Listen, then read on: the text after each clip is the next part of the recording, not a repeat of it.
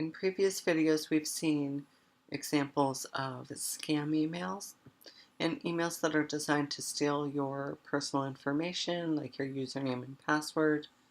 We've also seen malicious websites that were designed to steal your username and password.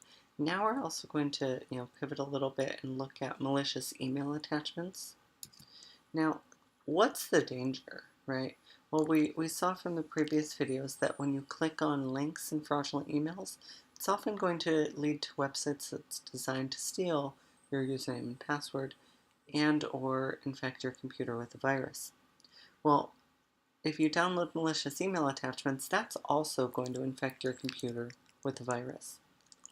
So I want you to be very, very careful with emails that you weren't expecting, telling you to open up a link or download an attachment. Frequently they'll appear to come from friends or colleagues. They often have little or no explanation other than click here or download this. And we've talked a lot about email in this video series because email is one of the most common ways that you're going to encounter threats. And a big reason why I made this training in the first place was because I saw that a lot of trainings and guides out there never really focused on how to protect yourself from these kinds of emails. I have received in the past malicious email attachments from a former colleague whose email account was compromised. They had a virus on their computer and they didn't even realize that they were sending out emails to people in their address book with copies of that same virus in the attachments.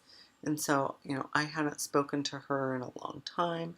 And so when I got an email from her telling me that I should open up an attachment that had her vacation pictures, I knew something was wrong. So I want you to ask yourself these questions before you download attachments. Were you expecting this email? Is it from somebody that you know? Can you verify that they sent it? And remembering using that same strategy that we saw before in the previous videos. Check the reply to address. Was it actually from them? Is it possible that their email address is compromised? Have you spoken to them other than email?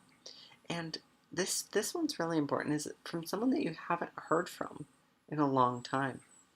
Once an email address is compromised, hackers will often go through the address book and send emails to that person's contacts. Why would they do that? Well, they're relying on you trusting your friend or colleague and opening up an attachment from them without thinking about it, without applying that same skepticism that you should. But I want you to think about all of these questions before you download attachments and apply that same level of caution when receiving links or attachments from someone that you haven't heard of in a long time, and verify where those links go before you click on them.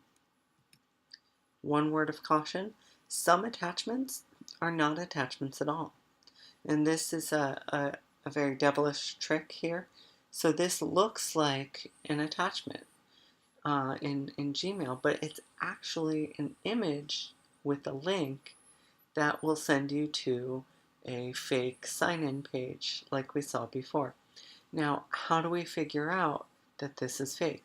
Well, in Gmail, if this were a legitimate attachment, there would be two buttons, download and save, like you see, that you can hover over.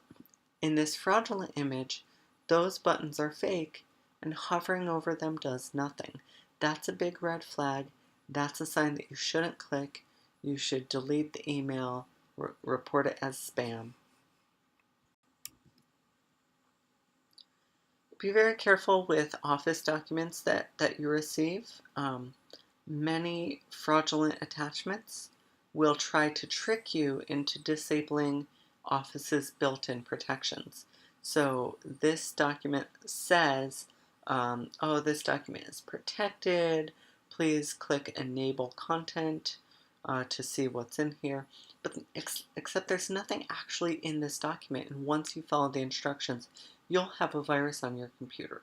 What's happening here is the author of this, malicious attachment created a virus and put that code inside of the document in what's called a macro. Now, Microsoft Office has built-in protections to keep you from running macros if without it makes you jump through a few hoops. It makes you do a little work to make sure that you're only running macros that you trust, not just like macros from anywhere. So if you see a document like this, don't trust it, close it and delete it. Don't follow these instructions because they are always fake.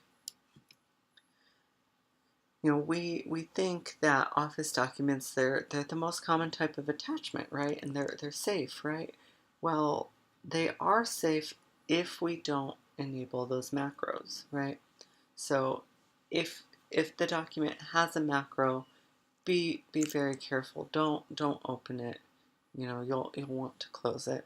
The problem is that there are legitimate uses for macros, so you'll want to make sure that it's a very trusted source, but it's kind of an advanced feature, so it's not often used, and you'll want to verify with that person directly and not over email.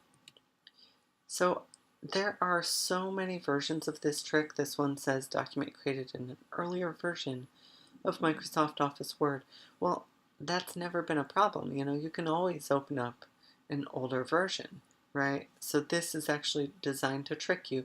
And I have so many screenshots of these kinds of tricks. So be very careful. If you see a document that says, oh, you need to enable content, then be very careful with that because it's trying to trick you into disabling those built-in protections. Other things that you'll want to do are, be very careful about what you're downloading. Don't download counterfeit software because that almost always will have a virus in it. Don't download programs that promise things like a free system scan or a PC speed boost, especially when they advertise with pop-up windows, flashing advertisements, things like that.